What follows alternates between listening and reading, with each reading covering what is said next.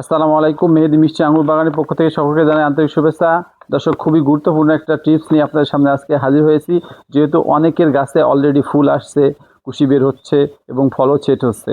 So এই সময় আমরা গাছে আসলে কি খাবার দিব, কি স্প্রে করব, কিভাবে এই ফুল বা এই কুশিগুলো যত্ন নিব, সেই বিষয়ে জানা খুবই জরুরি এবং এই সম্পর্কে আমাদের অনেকে কমেন্টস করছেন। যদিও আমি একটু অসুস্থ ছিলাম, এই জন্য আসলে ভিডিও দিতে পারি নাই কন্টিনিউ, সরি। তো আমরা এখন থেকে কন্টিনিউ ইনশাল্লাহ ভিডিও দেওয়া শুরু করব, যেহেতু আমাদের গাছগুলো কাটিং শেষ। এখন অনেক ব্যস্তও ছিলাম, আমরা গাছের কাজ করছিলাম। এই যে দেখুন, আমাদের কাটিং অলরেডি অনেকগুলো শেষ, আমরা লাস্টের দিকে কাটিং করছি। যারা প্রথমে কাটিং করছেন ওর কুফল তো সবাই বুঝতে পারছেন যে ফুলের কোয়ালিটি কেমন।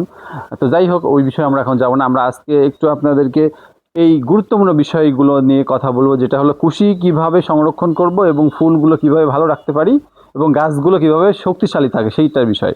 প্রথমে আমরা আসি কুশি নিয়ে। এই যে দেখুন দর্শক, এই যে কুশি বের হচ্ছে এখানে আমাদের, দেখুন একটা ভ্যালেজ গাছ, আলহামদুলিল্লাহ। গাছটা কেমন চিকন, এই যে স্যালাইনের পাইপ আছে না, তার চেয়েও চিকন কিন্তু। দেখুন দর্শক, এই গাছটায় আমার 9টা কুশি বের হয়েছিল, তার মধ্যে 8টাতেই ফুল বের হয়েছে আলহামদুলিল্লাহ। দেখুন দেখুন কত বড় বড় ফুল।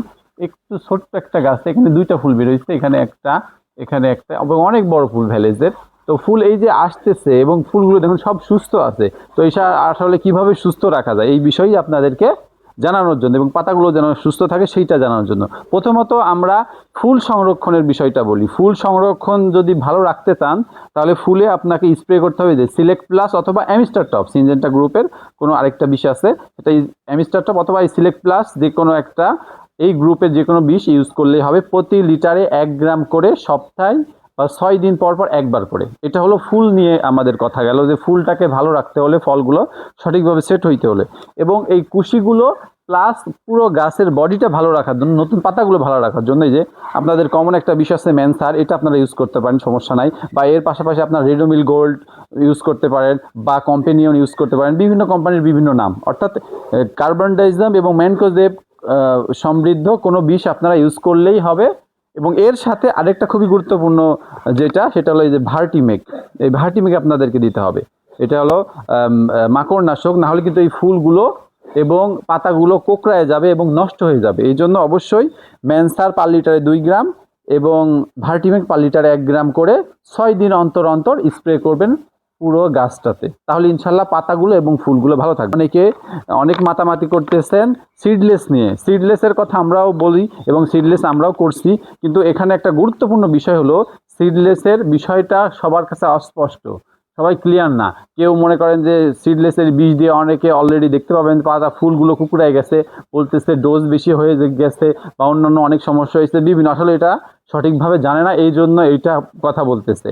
মূলত বিষয়, আপনারা সিডলেস যদি করতে চান, এত কিছু দরকার নাই। শর্টকাটে আপনাদেরকে বলি, এই যে চাইনা যেই সিডলেস করার GA3 আছে, এইটা আপনারা এই ফুলটা যখন, এই যে আমাদের এখানে দেখুন ফুলটা আছে, এই ফুলটা কিন্তু এখন যদি আমরা এই GA3 এটাতে মারি, তাহলে এটা কিন্তু অনেক বড় হয়ে যাবে এবং এটা কুকড়ায় যাবে এবং ফুলগুলো নষ্ট হয়ে যাবে, যেটা আপনারা জানেন না। এই জন্য অনেকে অনেক মাতামাতি করতেছেন সিডলেস করার জন্য, অথচ সিডলেস করার সাথে এই ফুল না ফোটার আগ পর্যন্ত কোনো সম্পর্ক নাই। সিডলেস করতে হইলে এই GA3 দিতে হবে, বাট যখন এটা ফুল ফুটে ফলে পরিণত হবে, সরিষা দানা হয়ে যাবে, তারও 2 থেকে 3 দিন পরে যখন আপনি ফুলে স্প্রে করবেন, তখন এটা সিডলেস হবে। এবং শুধু একবার স্প্রে করলেই তারপরে দেখবেন যে সিডলেস হয়ে গেছে। এরপরে গ্রোথ হরমোন হিসাবে এটা আবার 15 দিন পরে একবার ইউজ করতে পারেন। তার আগে না, অর্থাৎ ফল সেট হওয়ার আগ পর্যন্ত কোনো GA3 আপনারা ইউজ করবেন না। পরামর্শ হবে যে আপনারা GA3 শুধুমাত্র ফুল ফুটে ফলে পরিণত হয়ে যাবে, সরিষা দানা হয়ে যাবে, তারও 2 দিন পরে আপনারা এই GA3 স্প্রে করুন। তাহলে ইনশাল্লাহ ভালো একটা রেজাল্ট পাবেন। এবং এটার স্প্রের মাত্রা কতটুকু, পার লিটার 1 গ্রাম দিলেই হবে, সমস্যা নাই। ফল যখন সেট হবে তখন পার লিটার 1 গ্রাম দেবেন। এবং আরেকটা সতর্কতা আপনাদের বলে দিই, এটা আপনারা পুরো গাছে আপনি স্প্রে করেন না, যেহেতু এটা আমাদেরকে প্রশিক্ষণ দেয় না, আমরা এটা নিজেরা ট্রায়াল দিয়ে শিখছি, এটা অস্বীকার করার কিছু নাই।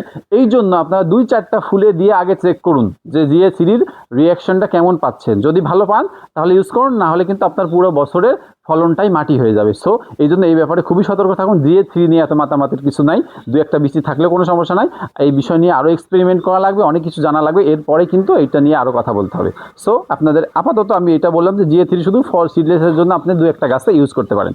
সো তাহলে পোর্টাল প্যাকেজের কথা আসতেছে, আমরা GA3 কীভাবে ব্যবহার করলাম সেটা বললাম, এবং কিভাবে কুশি এবং পাতাগুলো ভালো রাখবো প্লাস ফুলগুলো ভালো রাখবো সেটার জন্য আমরা ভার্টিমেক ম্যানসার ইউজ করব, এবং যে আমরা ফুলগুলো স্পেশালি ভালো ফুল যেন না ঝরে যায় এবং ফুলগুলো সুন্দর থাকে সেটার জন্য আমরা সিলেক্ট প্লাস অথবা অ্যামিস্টার টপ এই জাতীয় যে কোনো বিষ আমরা ইউজ করলে ইনশাআল্লাহ ভালো রেজাল্ট পাবো। এবং আমরা যেহেতু দেখতেই পাচ্ছেন এই গাছটা হয়েছে, বাকি গাছগুলো কিন্তু আমাদের ফুটতেছে, এই যে এখন আমাদের কুশি অলরেডি এখানে নেওয়ার জন্য বার্ডগুলো উঁচা উঁচা হচ্ছে।